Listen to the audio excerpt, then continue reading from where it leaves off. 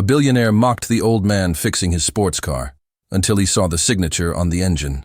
Before we begin, let us know in the comments, where in the world are you watching from? It was the kind of summer morning that clung to everything: metal, mirrors, and pride. The glass-paneled showroom had just opened, and already the sunlight bounced off the cherry-red Predator X parked out front like it was a monument. The car didn't sit, it posed. Sleek, aerodynamic curves, racing soul, and a V12 growl that hadn't yet been heard. It was one of only 5 ever made, each selling north of $3 million, though Logan Barrett hadn't paid for his. He'd convinced the factory to send it, because that's what influence did. It bent machines and people alike. Logan stood beside it, white blazer sharp against the car's red body. His sunglasses were designer, Italian, limited run. His shoes had never touched gravel. Everything about him said, untouchable. His assistant Carson hovered nearby, tablet in hand, phone already buzzing. Logan opened the hood like a king checking a crown and let out an exasperated sigh. Still misfiring, he muttered. I didn't buy a symphony to listen to coughs. Carson tilted his head. You want Milan on the line again? No, Logan said, waving him off. They'll just blame the sensors. And then, he paused. Out of the corner of his eye, beyond the polished showroom, across the heat-hazed lot, was something that didn't fit. A sliver of a door, old steel, barely cracked open. Behind it, shadow and dust. And there, in the narrow alley behind the detailing bay, sat an old man on a wooden stool, hunched over something small in his hands. Spark plugs. He was cleaning them slowly, methodically, with a kind of reverence. The towel he used looked like it belonged in a museum. His sleeves were rolled, his hands brown with grease, and his glasses, thick, scratched, taped at the hinge, barely clung to his nose. Logan frowned. Who the hell is that? Carson glanced up. That's Sam. He's been here forever. Fixes. Delivery trucks, backup units, low priority stuff. He looks like he walked out of a fallout shelter. Yeah. Doesn't talk much. Shows up early, leaves late. Logan scoffed. I wouldn't trust him with a scooter. Still, the Predator X wasn't listening to him. The idle sputtered. The revs choked slightly under pressure. And the way that man handled those spark plugs, it was surgical. It bothered Logan, the calm in it. He walked across the lot. You know anything about Predator engines, old man? He asked. The man didn't look up. Know a thing or two about combustion. Logan folded his arms. I'm not looking for used to. I need precision. The man stood slowly. Didn't argue. Just picked up a wrench, walked past Logan like he wasn't there, and leaned under the hood. His fingers traced the engine like they remembered it. He tapped 3 places along the fuel rail. Try it now.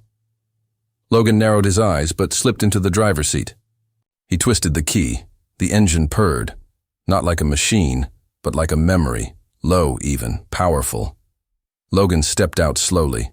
The man was already wiping his hands, walking away. Lucky guess? Logan called after him. No such thing with engines. The old man replied without turning. That night, Logan sat in his penthouse, staring at the specs of his custom Predator X.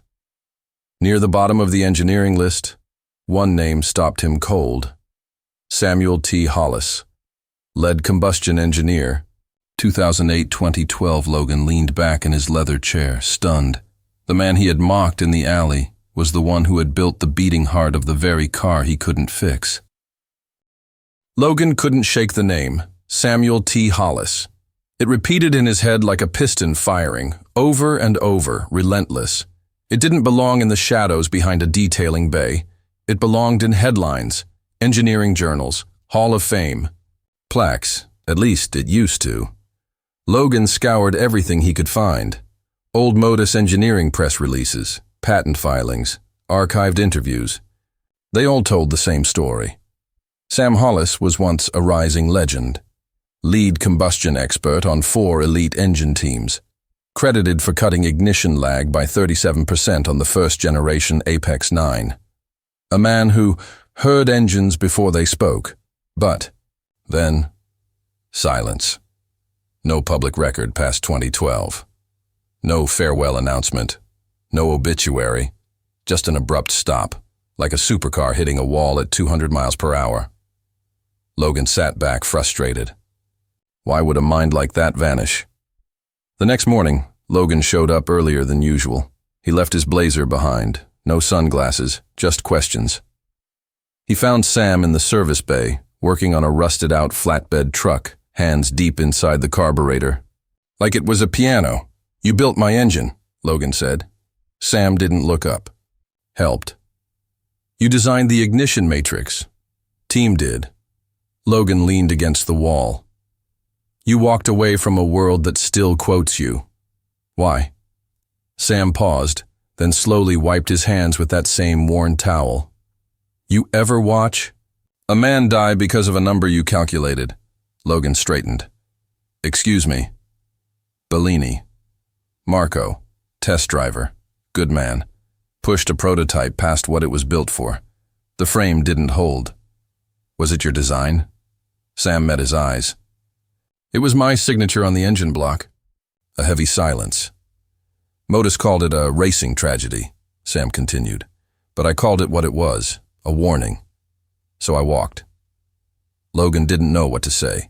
He had built his life chasing speed, performance, prestige, but for the first time, he was speaking to someone who had already caught it and let it go. Later that day, Logan asked Carson to have the Predator X fully dismantled. Every bolt, every wire. Inside the chassis, behind a fire shield barely larger than a paperback, Logan found it, etched into the titanium alloy. STH. Barely visible, but there. He sat on the cold garage floor for what felt like hours, running his fingers over the letters. It wasn't just a signature, it was a scar, a mark of someone who had once built machines meant to fly, but never forgot how hard they could fall. The next morning, Logan returned to the garage in rolled sleeves and sneakers. No headlines, no entourage, just gloves. Sam looked at him without emotion. "You get lost?" Logan tossed him a coffee. "Figured it's time I learned how this thing actually works." Sam sipped once, then handed Logan a ratchet. For the next hour, they didn't speak, just worked. Tools clicked, grease smeared. Oil hit metal, and in that silence, something began to shift. Not a partnership, not yet. Logan had been a lot of things in his life. Heir, investor, influencer, CEO, but never apprentice. Now he stood in the heat-soaked belly of the garage, gripping a torque wrench like it was a foreign object. His hands, once reserved for handshakes, and headlines, were now smudged with engine grease. Across from him, Sam Hollis worked in silence, wiping down gaskets, refitting valve covers with the precision of a surgeon. There were no blueprints on the walls, no screens, just instinct, experience, and sound. Logan had grown up believing that knowledge was something you purchased, inherited, or Googled. But here, knowledge was handed down through busted knuckles and second chances. By week's end, Logan could disassemble a carburetor blindfolded. Not because he had mastered it, but because Sam made him do it 9 times until it became muscle memory. He ruined 3 belts, flooded an intake manifold, dropped a fully restored manifold on his foot and earned a limp he tried to hide. Sam never laughed, but he noticed. "Pain means you're paying attention," he said flatly one afternoon. Logan grinned. "I thought money did that. Money buys noise, pain buys focus." They lunched on cold sandwiches, listened to blues on a dusty radio that only played one station. Sam never asked about Logan's empire, and Logan never brought it up. There was an unspoken agreement. Here, they were equals, because engines didn't care about bank accounts. Still, something gnawed at Logan. One afternoon he asked, "Why didn't you ever come back?" Sam didn't stop working. To what? To the spotlight, the industry, the recognition. You could have built your own brand, Hollis Performance or something. Sam tightened a bolt. I already had one. You mean Bellini? No, he said, finally glancing up. I mean failure. It sticks better than any logo. Logan said nothing, because he knew in his world failure was either buried or bought. That evening, Carson stopped by. He stood at the bay door, mouth slightly open at the sight of Logan in oil-stained overalls, sleeves rolled, sweat dripping from his brow. What are you doing, man? He whispered. You're Logan Barrett. You don't turn wrenches.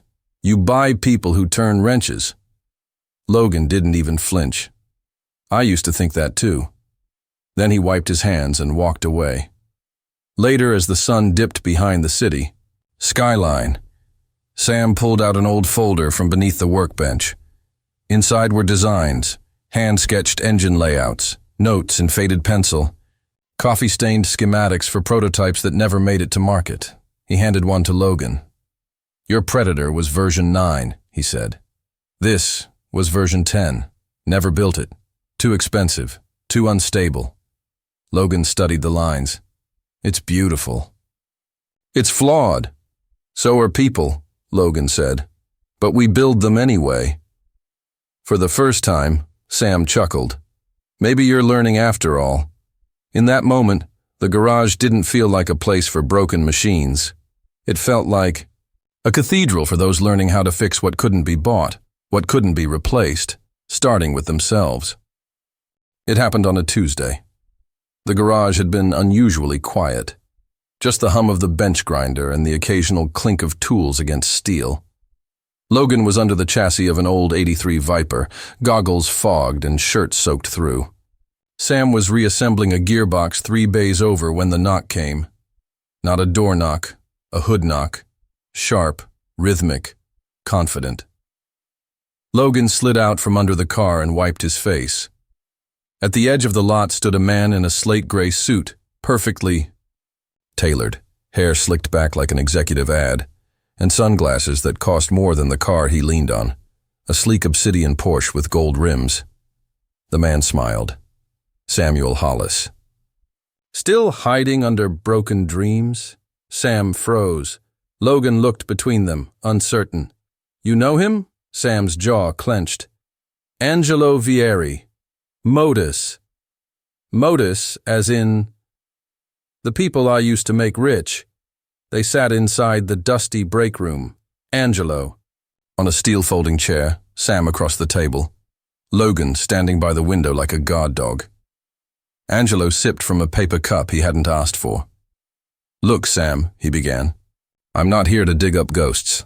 I'm here to offer resurrection. Sam's eyes narrowed. Of what? Your name. Your legacy. Modus is developing a next-gen hypercar. Sustainable, electric-assisted combustion. A spiritual successor to the Apex series. We want you, officially, publicly. Consultant title, but it's the face we need. Logan scoffed. You mean the story you need? Angelo didn't flinch. Call it what you want. Sam Hollis is a legend. A recluse turned mentor? That's a press cycle that writes itself. And if you bring him along, he nodded at Logan. Then, we've got performance and press. Sam stood up. I'm not your redemption tour. You walked out on your legacy, Angelo snapped. Let us give it back. No, Sam said calmly. You want to own it. After Angelo left, Logan found Sam outside sitting on a crate, staring at the sunset like it owed him something. Why not at least consider it? Logan asked. You'd be running the show this time. Sam didn't look at him. I remember what it felt like. The first time someone clapped for a machine I built. It's addictive. So is being seen. But that applause never lasts. And it's never yours. It belongs to the company, the PR team, the shareholders. He finally turned. Out here, I build things that outlive applause. Logan sat beside him. You walked away from everything once. Maybe this time, you walk in, on your terms. Sam didn't answer, but he didn't walk away either. The next morning, a package arrived. Inside, 2 first-class tickets to Monte Carlo, a black tie, and a gold-edged invitation card. Motus Global Showcase. Reclaim what was forgotten, Logan. Looked up from the card.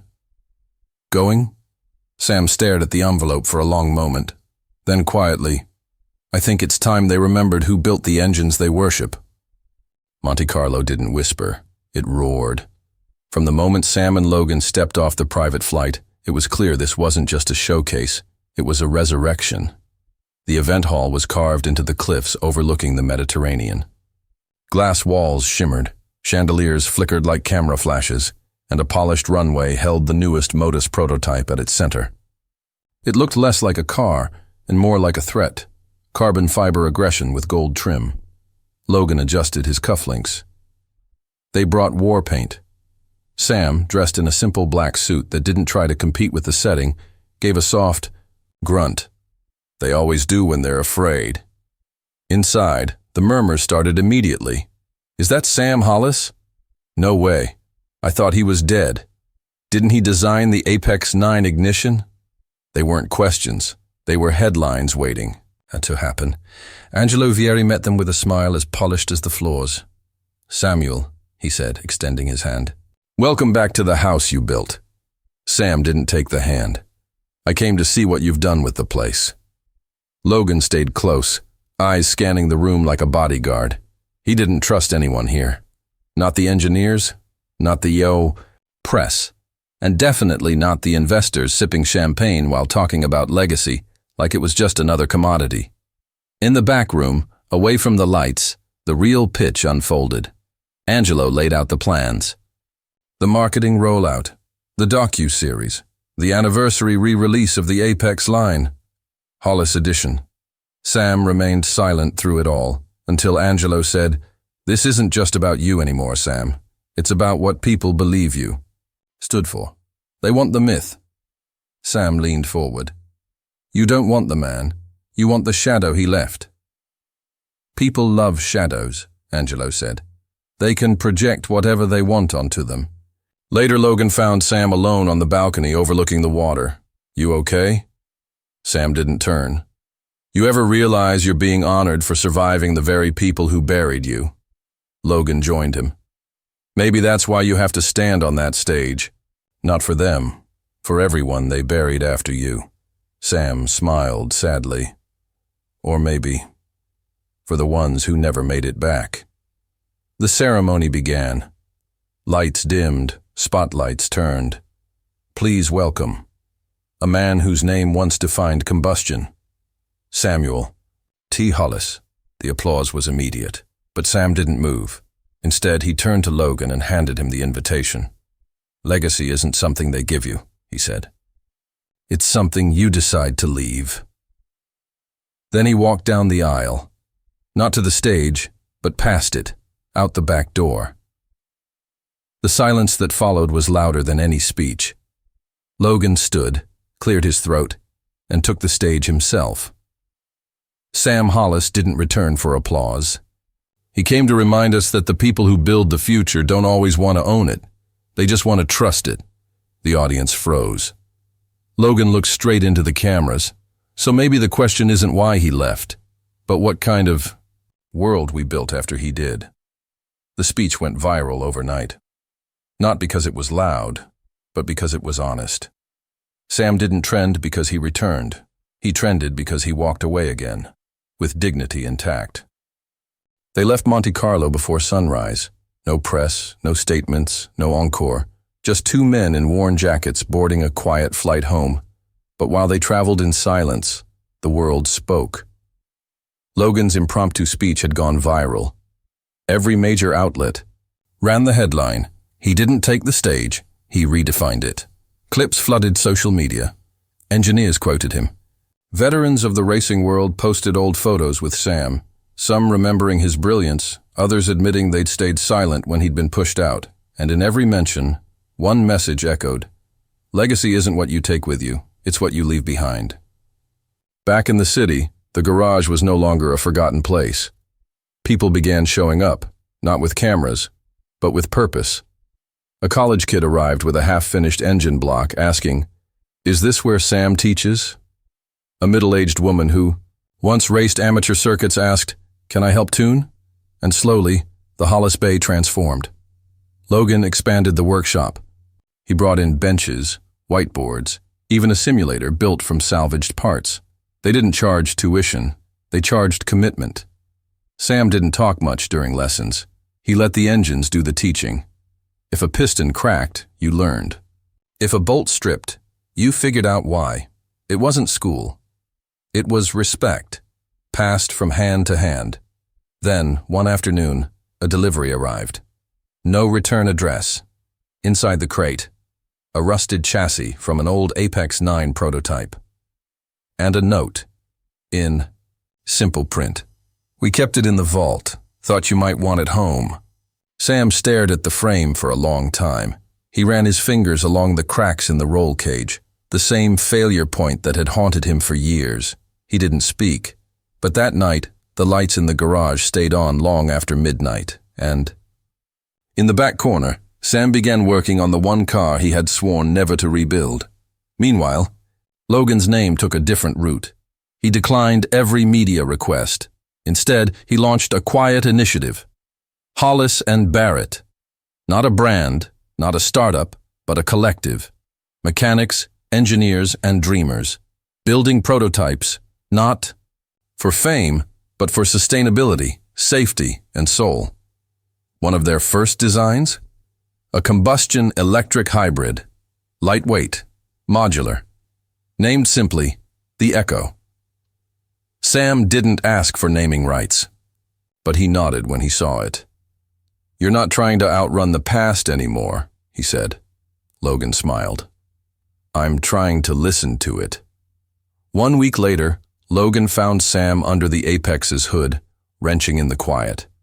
"No one's ever going to race it," Logan said. "I know," Sam replied. "Then why rebuild it?" Sam paused. "Because I owe the man who died inside it the version I should have built." Logan didn't press further. Instead, he picked up a wrench and joined him. It started with a spark, not loud, not cinematic, just a quiet click, followed by a low, steady hum.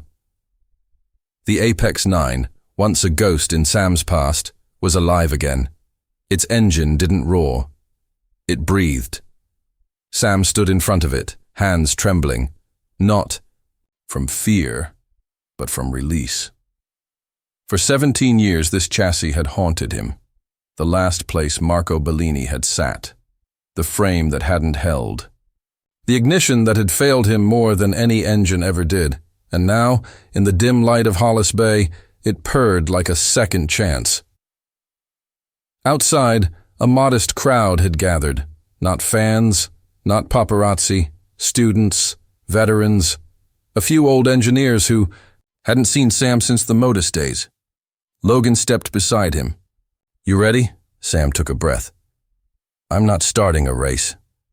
"You are," Logan said quietly. "The kind that actually matters." Sam climbed into the driver's seat. Not to race, to listen. He revved once.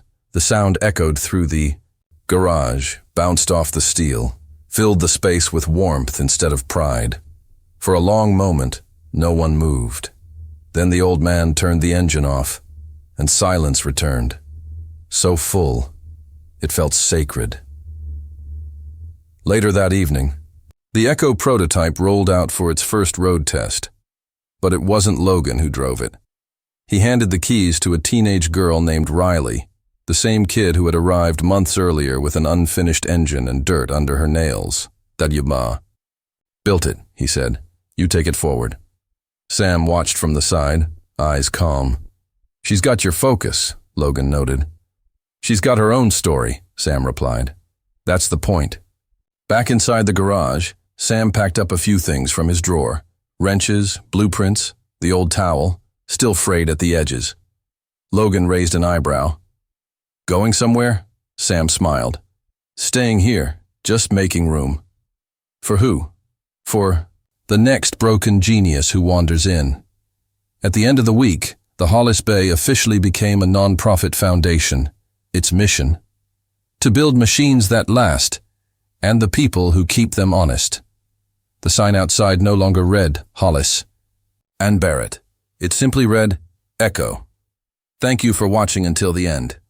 If this story moved you, inspired you, or simply made you think, we'd love to hear your thoughts in the comments below. Don't forget to subscribe and join us for more powerful stories about redemption, legacy, and the quiet people who change the world. Until next time, listen to what echoes.